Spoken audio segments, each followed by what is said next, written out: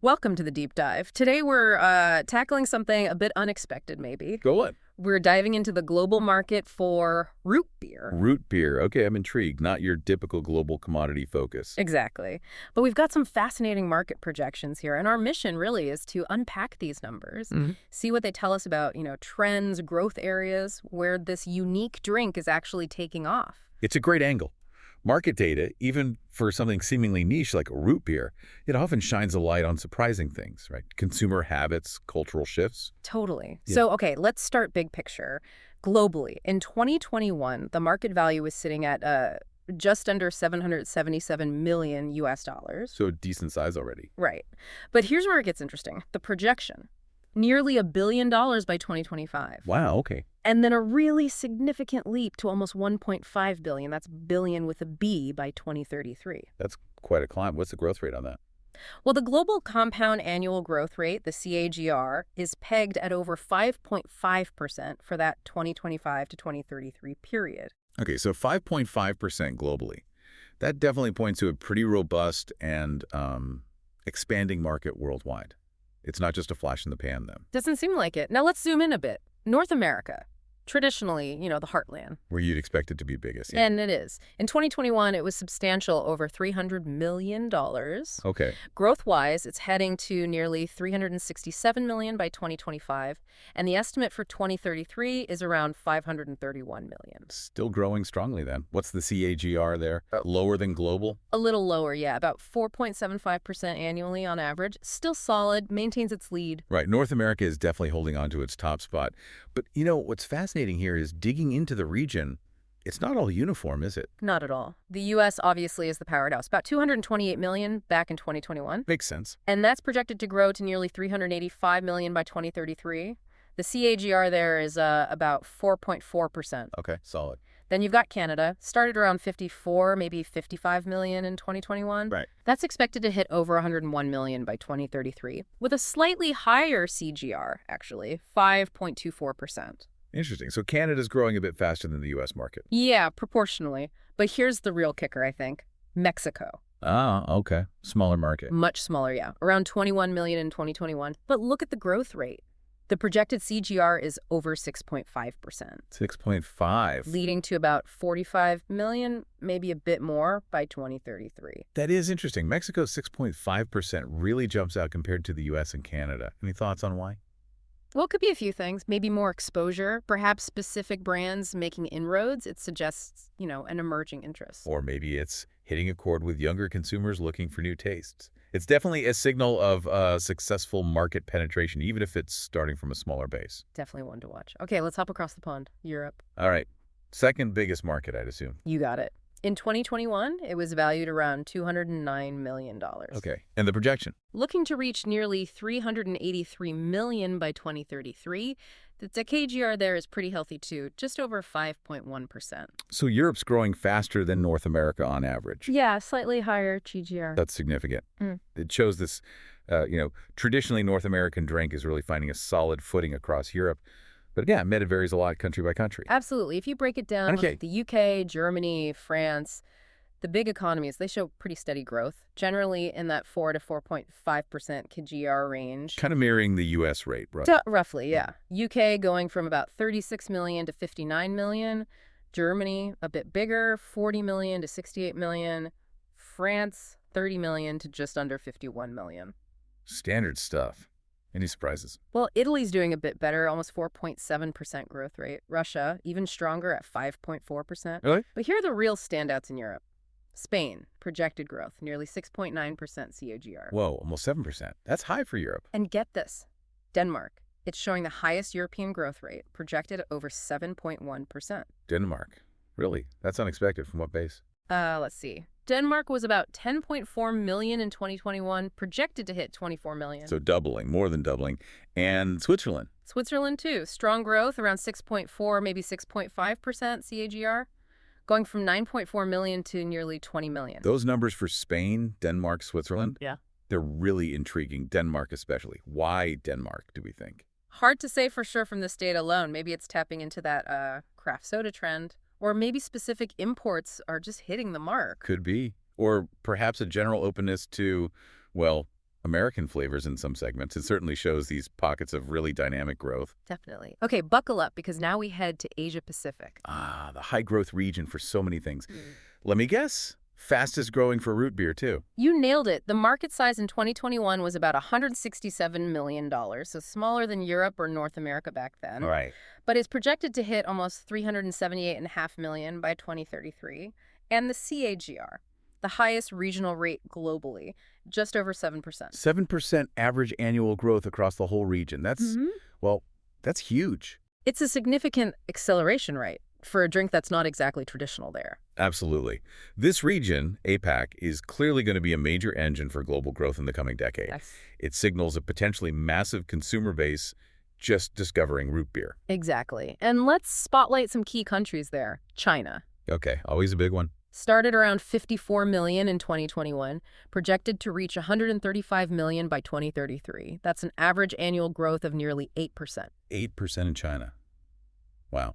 Okay, Japan. Japan's also showing strong growth, nearly 5.8% CAGR, going from about 33 million to almost 65 million. Still very solid. But here's the headliner. You ready for this? Lay it on me. India. India, okay. Started smaller, just under $21 million in 2021. Right. Projected to soar past 54 million by 2033, posting the single highest country-level CAGR globally, over 8.2%. 8.2% in India for root beer. Yep, highest in the world according to these projections. That's frankly astonishing. What does that even mean for a Western drink like root beer to explode like that in India and China? It's going to be about rising incomes, maybe more exposure through media, online retail, a growing curiosity for different tastes. Yeah, it has to be a combination.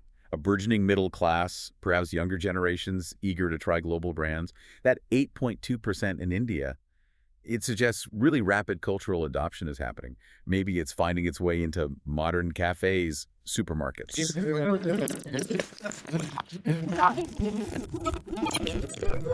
Over 7.2% EAGR. The whole APAC region just lit up then. Pretty much. And quickly, just to round things out, other regions are growing too, just not quite as fast as APAC. Okay.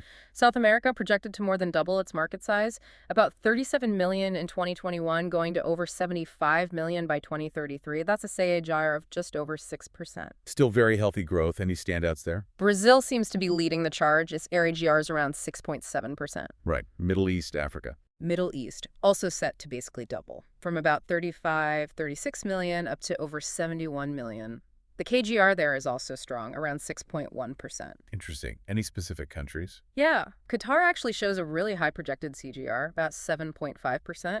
And Turkey is strong too, around 6.5%. Qatar at 7.5. Another unexpected hotspot. Seems like it. And Africa, finally, it's the smallest regional market, starting around 24 million in 2021. Okay. Projected to grow to nearly 45 million by 2033. The KGR is a bit lower, closer to North America's, around 4.8%. Nigeria and South Africa are the main contributors there. Okay, so growth across the board, really, but with these incredible spikes in Asia Pacific and surprising pockets in Europe and the Middle East. Exactly. So let's try and pull this all together. Yeah, if you synthesize all that, the big takeaway is while North America is still king in terms of sheer market size. For now. Right, for now. Yeah. But the momentum, the really high growth rates, they're surprisingly concentrated elsewhere. Asia Pacific is the big story, especially India and China. Okay. And then you have these European outliers like Denmark and Spain and places like Qatar and the Middle East, all showing really dynamic growth. It paints a very global picture. So what does this all mean for you, our listener? I think this deep dive really shows how even a market that seems kind of niche, like root beer, it's plugged into these fascinating global dynamics. Absolutely. You see these shifting consumer tastes, these unexpected places where growth just explodes. It's a great reminder that market trends are rarely simple or uniform, you know? They often defy our easy assumptions about regional preferences. Totally agree. This data really challenges that idea of fixed regional tastes. It shows there's this expanding global palate. People are curious. They're trying new things. Yeah. And it highlights that potential for products, even ones strongly tied to one culture, like root beers to North America, to find really significant traction in totally new markets. It's driven by curiosity, availability, maybe marketing. It's complex. What a ride. From, the steady base in the US and Canada to literal explosive growth in India and China, and these surprising jumps in places like Denmark. It's quite the global journey for root beer. It really is, and it leaves you wondering, doesn't it? How so? Well, given these trends for root beer, what other products, maybe things we think of as niche or specific to one region, might be quietly booming in unexpected corners of the world right now? And what does that tell us about where global consumer culture is heading next? That's a great thought to leave things on, something for all of us to ponder.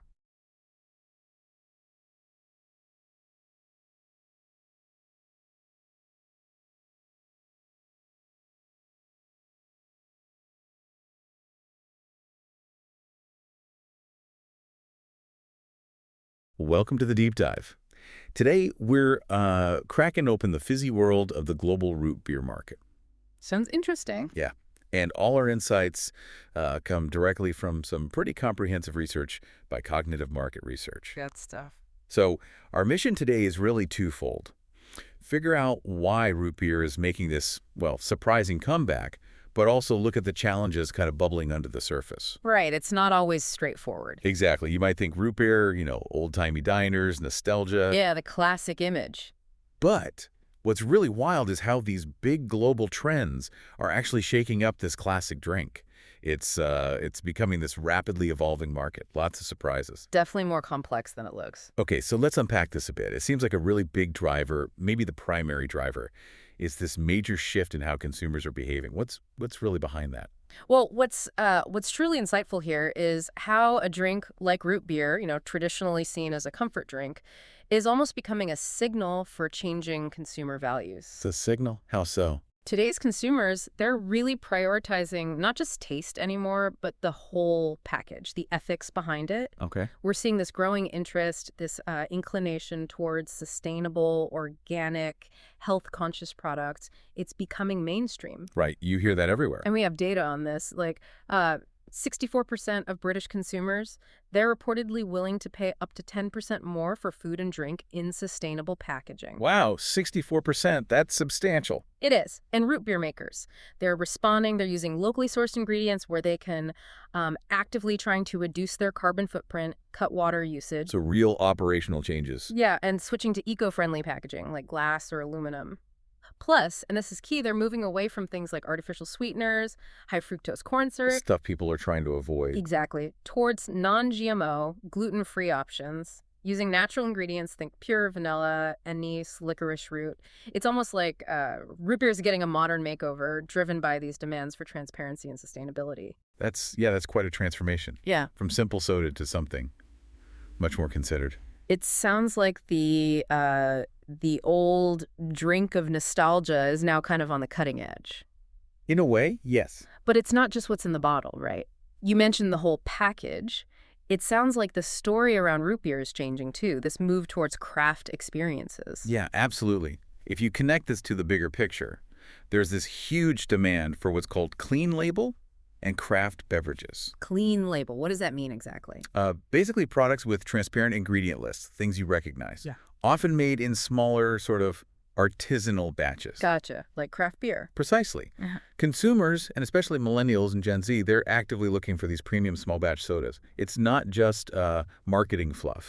It's about creating like a different kind of beverage moment. Think specialty coffee shops versus, just grabbing a regular coffee. Right.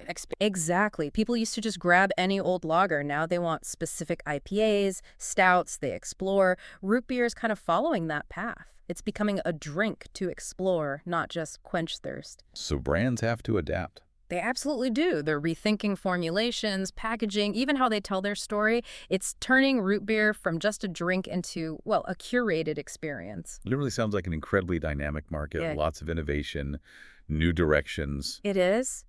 But, with that kind of growth, there are almost always hurdles, Yeah. challenges lurking somewhere. What are the big ones? What's holding things back, perhaps? Any unexpected roadblocks? Yeah, you're right. It's bubbling with innovation, but there are definitely significant pressures under the surface. A major constraint, and this comes up in the cognitive market research data, is the rising cost of raw materials.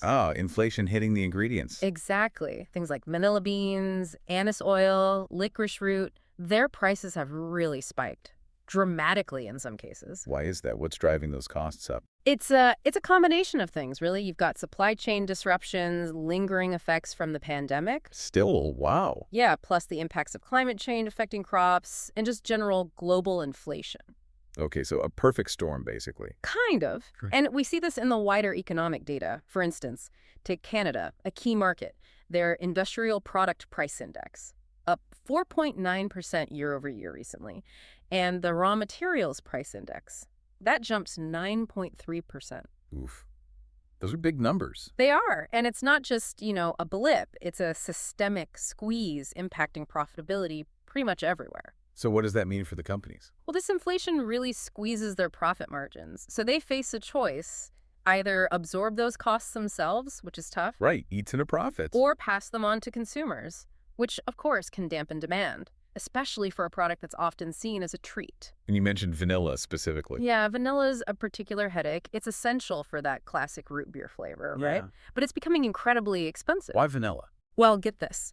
Less than 1% of vanillin, that's the main flavor compound, actually comes from natural vanilla beans today. Most is synthetic, so real, natural vanilla.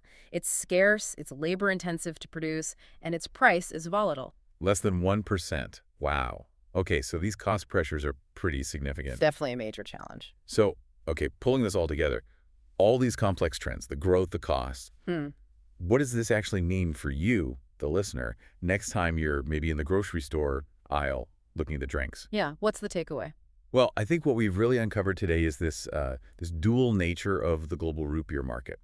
It's surprisingly vibrant, it's dynamic, it's growing. Driven by changing values. Right, driven by these evolving consumer demands for sustainability, authenticity, unique experiences.